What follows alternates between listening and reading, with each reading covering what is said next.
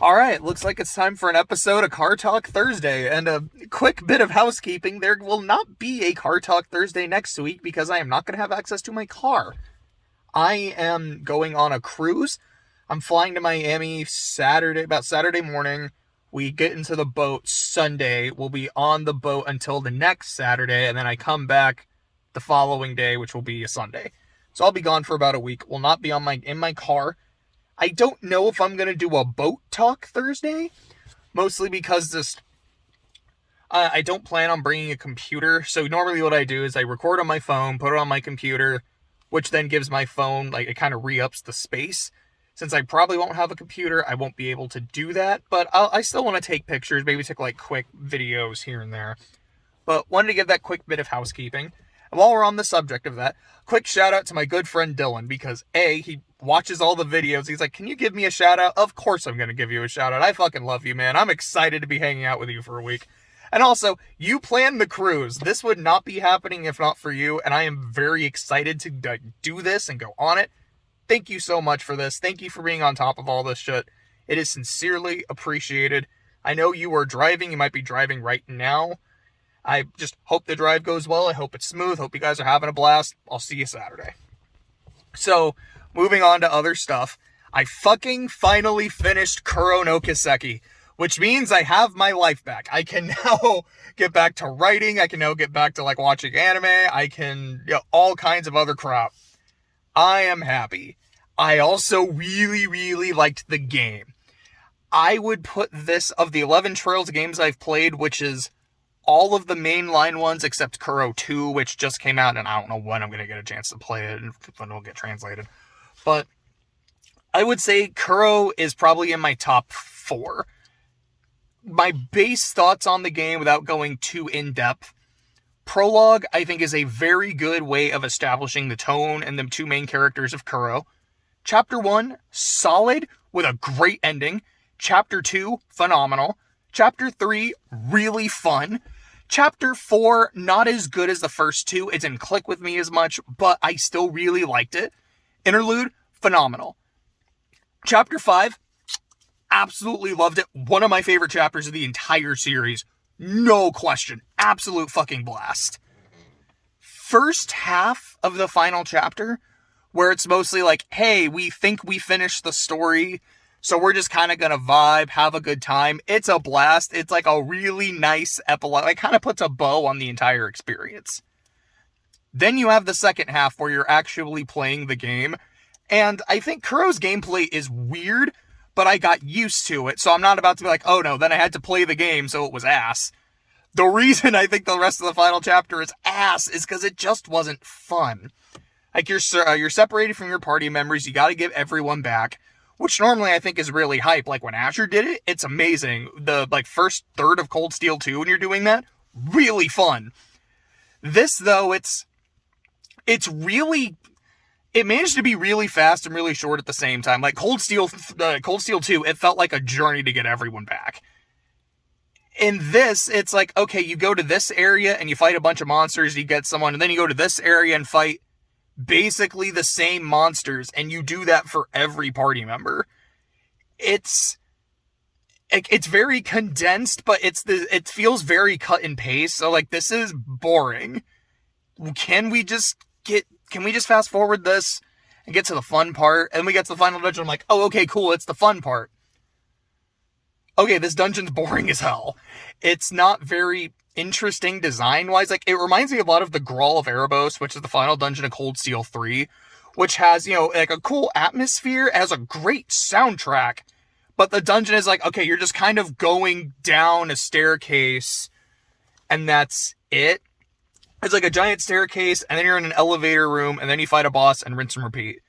This is the Grawl, except instead of going down, you're going up, which I kind of get it, because the main antagonist wants to become the god of fear, the embodiment of fear, so I guess you're going up to heaven because he wants to be a god, but also, it's very demonic in what's going on, he's summoning demons and shit, it is pandemonium, literally, there's this is now hell on earth we've made, so why does the final dungeon have a very, celestial aesthetic? It's kind of weird. I remember the final, because I've compared Kuro to Zero a lot. Kuro, to me, I like Trails from Zero. Don't get me wrong. I like all the games, but to me, Kuro was Zero done right. Like, all the things that bugged me in Zero, Kuro did them better. This is the one time this is sincerely the opposite. Because Zero's final dungeon is like, yeah, you're in the Sun Fort, and as you were going down the different floors, it's like you were descending into hell. And it's so fucking cool. And, like, there's all kinds of crazy shit in the dungeon. There are, like, some puzzles and whatnot. Like, I love that final dungeon. This one, it's just so boring. And then when you're fighting the bosses, I've already fought these guys. Aside from the main antagonist who you've only fought once, everyone else I fought at least thrice already. And then in Chapter 5, you have the option, like, to kill them or not kill them. And it's like, okay, this is, like, the end of this character, aside from Melchior. And then it's, no, they're all just kind of here. Whether you killed them or arrested them, they just show up anyways. And it's not even really explained. They're just kind of are. And it didn't work for me. I'm not gonna lie. I still love the rest of the game. But it was like, man, this game is phenomenal. This is easily a top 3 game. Arguably in my top 2. Then the final chapter happened. I'm like, oh, okay, it's not in the top 2 anymore. Maybe it's still 3rd place. Maybe it goes down to 4th place. I don't know. But I still loved it. This was an 84-hour game. It took me like 22 days to beat it. I think I played every day, but I didn't play like a whole lot every day. Some days it was a lot. Some days it was only maybe like an hour or so. Absolutely loved it, though. Like, I don't want it to make it sound like, man, the final chapter was so bad it ruined the game. It's like, no, it was lesser, but the game is still phenomenal. But now that I said I have my life back, my next project is watching Monogatari. Because I told my roommate Jose, if I watch Monogatari, he's going to play Trails in the Sky. And I'm very excited for him to do that. So I've watched the first few arcs. I'm still in the first core. I have 5 more episodes left, so I just have the cat arc. I've seen the crab, and like a couple of these I had already watched, but I've seen the crab, the snail, the monkey, and I just watched the snake today. So far, it has left certainly an impression, mostly a good impression. The show is fucking weird. And I don't mean just like, oh yeah, it's supernatural, you know, it's got weird stuff going on. I mean the fact that I feel less like I'm watching an animated show and more that I'm watching a PowerPoint that at times will have movement. Like, I feel like if you watch Monogatari, you know what I'm talking about, but there's a lot of stills. I'll just be like, oh yeah, here's like a background shot while there's just dialogue going on. You'll just see like 2 characters standing next to each other and sometimes their mouths won't move. It'll just be the dialogue. If you've ever watched Madoka Magica, which, you know, my favorite anime, would 10 times out of 10 recommend it. 12 times out of 10 I would recommend it. You know, they'll kind of like, people will be talking and then they'll just kind of show like these weird shots or angles. And they don't do it all the time, but they do it sometimes and it gives it kind of a unique, weird vibe. This is where they got it from, because it's the same director, and Monogatari does it constantly. And I don't know if I love it. I don't hate it. I think it's one of those things, like, it's weird, and it feels like it does it just to be weird and unique, but I'm getting used to it. The actual content of the show, I generally like. It is a monster of the week kind of thing. It is, hey, this girl is going through whatever weird supernatural bullshit. We are finding out why, like, was it a demon that cursed her? Is it some kind of ghost? And how this relates to her personal life. And her connection to the main character, if she has one, or if she is now forming one. And as it goes on, like, every arc, like, you know what? These are genuinely interesting. I love stuff like this. I love Monster of the Week situations. So learning about these people and kind of the weird kind of crap that happens, like in the first one, a girl has lost her weight. And it becomes revealed later that she was trying to, like, lose the memories of her mother because they were very traumatic. And by losing those memories, it lost the weight of them. Kind of like at the end of Cowboy Bebop, like, you're going to carry that weight. She didn't want to have to carry the weight anymore. And so it literally translated into she has no mass. It's weird. But, like, to me, that's a good weird. Like, that's really interesting. I want to see more of this. I want to see what kind of situations you guys can create and get out of. I enjoy that. The cinematography And the lack of animation, you get used to it. I kind of dig it, but it's not my favorite. I went in knowing that the show is very horny, and it's lived up to that so far. That's certainly not my favorite part of the show, but from what I understand, it's if you can get through that, the show is really, really good in spite of it. So far, I would say that it is, and I am glad I am watching it. Something else I was very glad I watched, Season 3 of Owl House. The first short came out, not short, special, that's what I meant to say. It is, from what I understand, 3 specials, each about 45 minutes, so we've seen the first one. And it feels like, yeah, all of this shit was probably going to be about the first third of the season. Just Luz and the homies in the human world, going on some adventures, getting used to it, and then them getting back to the Boiling Isles. I will say, of the recent Disney shows that I have watched, which is like Gravity Falls, Owl House, DuckTales, and Amphibia, Owl House is my least favorite. I still really, really like it. Like, that is not me trying to say, I hate this show, I think it's crap compared to the others. I think these are all bangers. I do like it the least, but I still really, really like it. I was very emotional throughout this entire episode. Like, there were just a lot of points where I was like, that line really hit me, and I don't know why. It's like, man, I like, my eyes are, like, I'm not crying, but I'm almost getting there. And then the scene when Luz is, I think it's like her mom is watching the video diaries of Luz and, like, talking about losing her dad and stuff. The part where she's talking about how I've been reading this book that my dad gave me and I'm really liking it. It's The Good Witch Azura, which, if you've seen Owl House, that is Luz's favorite thing. Like, if you watch Little Witch Academia, she likes Good Witch Azura the way that Akko loves Shiny Chariot. And yeah, there's a lot of times watching this, I was like, this just feels like a Western version of Little Witch Academia, which I absolutely adore, so that's not a bad thing. But the fact that it's almost like a last reminder of her dad, that close to making me cry. Like, I felt the emotions. I could feel, like, the tears, like, right behind my eyes. I was like, oh man. And somehow I didn't cry. I was like, come on. It was that close. You gotta give me the tears, man. But really good. I feel like, for whatever reason, in that last confrontation, in, like, the last 10 minutes, parts of it, I think, went really well. Parts of it, I don't know what it was. I don't know if it was the pacing of the dialogue or just, like, some parts of the conversation weren't really hitting for me. I can't point to anything specific because I just don't remember. But I remember thinking, like, this part, it's feeling a little jank, which is weird because for the most part, this episode, like, aside from that, has flowed incredibly well. But I thought it was a very good start, especially given the weird hand they were dealt. Also, in Luz's room, there's a poster that says Sinister Dwelling, and it's Resident Evil 4, and it's just, like, Leon holding a bat, and, like, Clay and I were howling when we got to that part.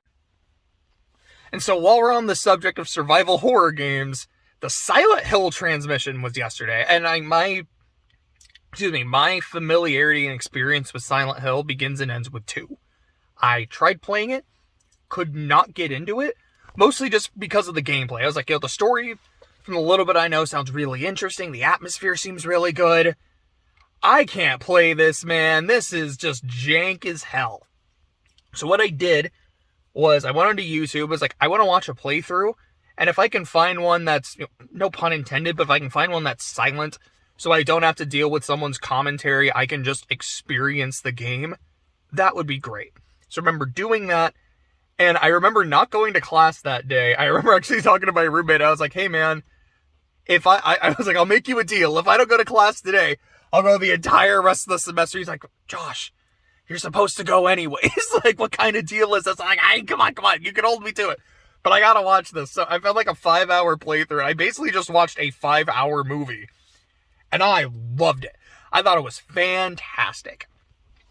Silent Hill 2 is probably one of the only times I have seen genuinely really awkward voice acting work in favor of the product instead of against it. And not in a so bad it's good kind of way you're just kind of giggling. I mean, you're still giggling at Silent Hill 2. But these people are weird, just broken individuals. So the fact that they would have these, like, weird pauses when they talk, their inflections and their cadences would sound off. To me, it's something that genuinely adds to the experience. And it in a weird way, all of the awkwardness makes everything seem more realistic instead of breaking my immersion. And from what I understand, when it was, like, remastered, because I guess they lost the source code or some shit, all the voice acting was re-recorded, and everything sounded a lot more professional, which generally is a good thing and an improvement, but it's like, no, with Silent Hill 2, everyone sounds like a normal person. Like, Troy Baker is James Sunderland. I think Troy Baker is a great voice actor. I think he can put in, like, some really good emotional performances. But he has this, like, strong kind of grizzled voice. It sounds weird thinking of that and thinking of James Sunderland. Like, no, that doesn't quite match. James is supposed to sound like a dude who's completely lost, out of his depth, and doesn't know what the hell is going on or why he's even here. He needs to sound like he is on the verge of breaking down every time he opens his mouth. I don't want him to sound like he's competent in any regard. So that is my affiliation with Silent Hill. Haven't played any of the other games, haven't seen the movies. There were 3 things from the transmission that caught my eye, out of, like, a total of 5. There was, like, a couple other things. Townfall, they didn't really show much. I don't know what it is.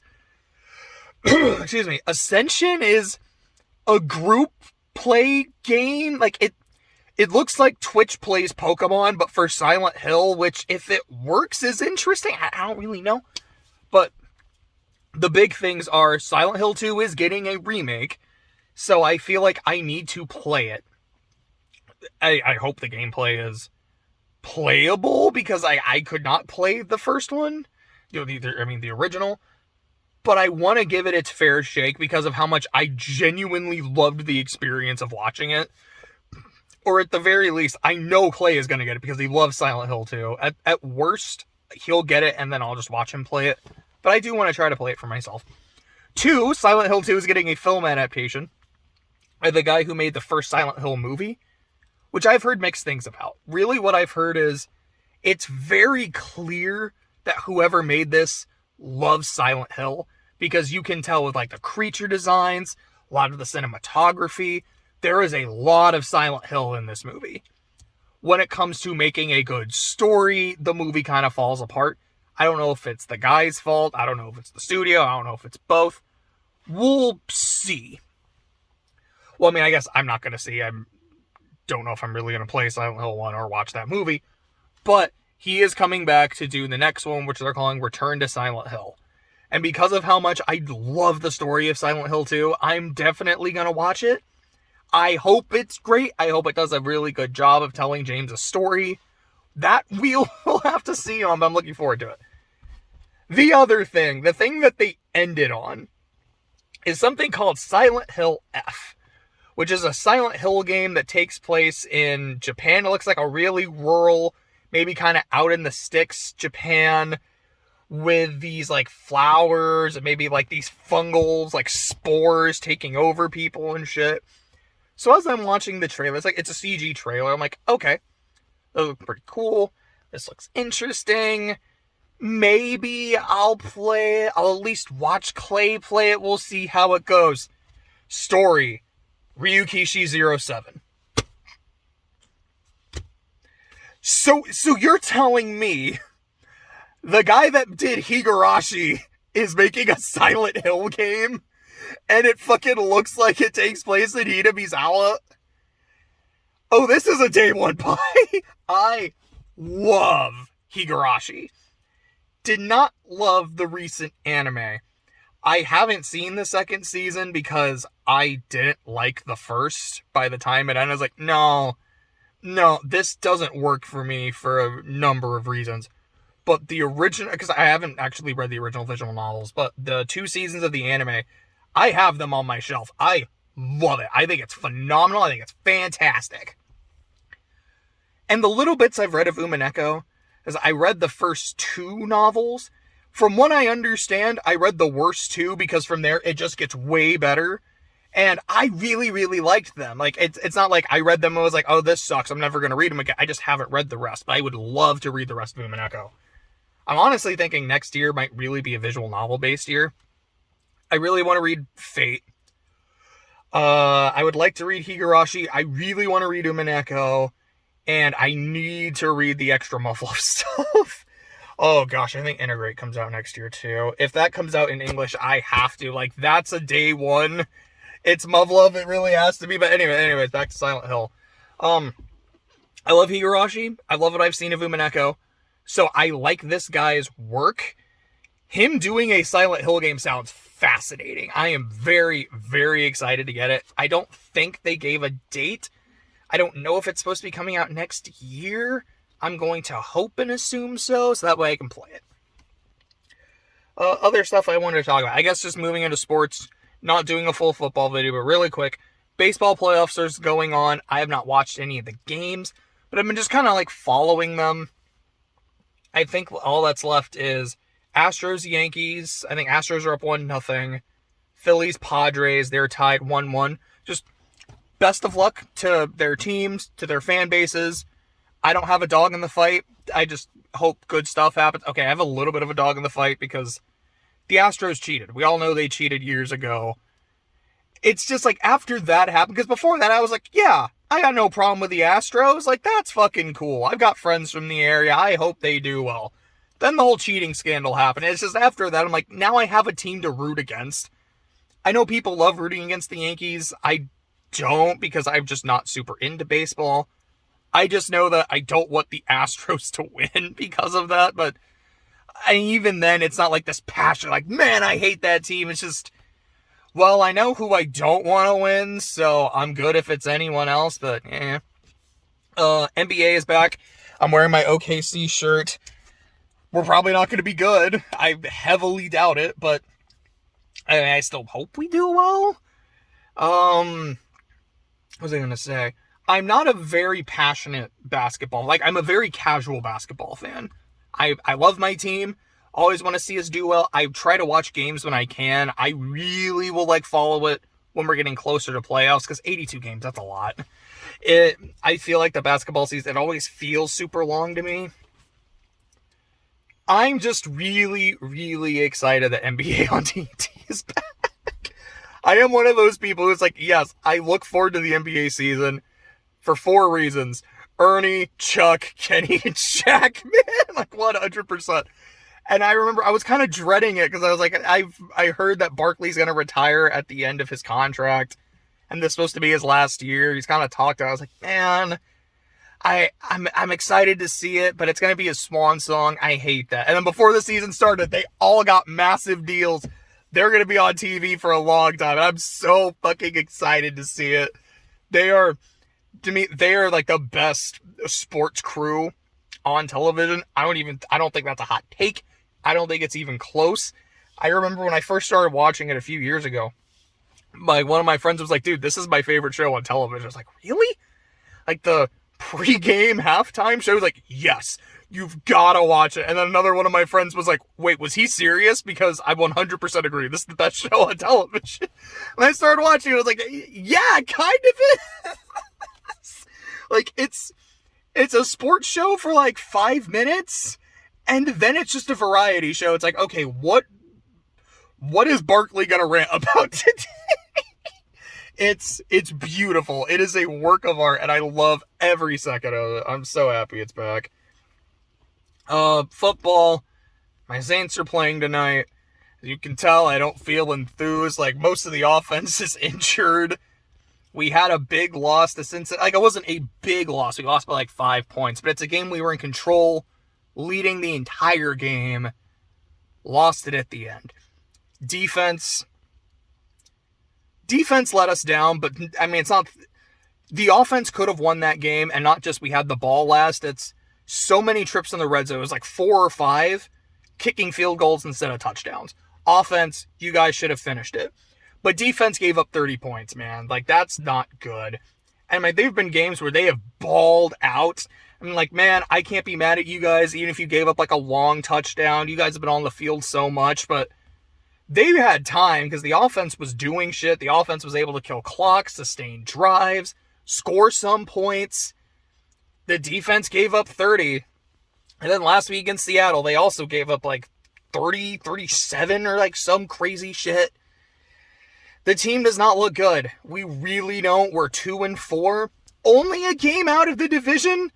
So we're not done yet. And it's like I've said, it's early. I've seen teams like look really good and then collapse. I've seen teams look like real shit and then get it together. It's not over yet. It just doesn't look good. And do I want to watch my team play? Of course. I'm nervous. I don't feel excited to watch them play. I feel like, man, I just don't want to get really excited. We're gonna win. We're gonna actually get it. Never mind. There we go. There's the bullshit I've come to be accustomed to. The only other thing to say is last night was an episode of Chucky. Beautiful. Chucky got clockworked oranged. We got the first season I thought was all right, and then it got really good as it went along. And season 2 has just kept that momentum. I think the kid characters are still interesting. They're still likable. Tiffany steals the show if she's on screen, which unfortunately she wasn't yesterday. But Chucky steals the show. He got clockwork oranged. We got a nice Chucky. We got a buff Chucky that I am now just calling Chonky. This show is great. I am continuing to look forward to it. Thank you, Don Mancini, for this good shit.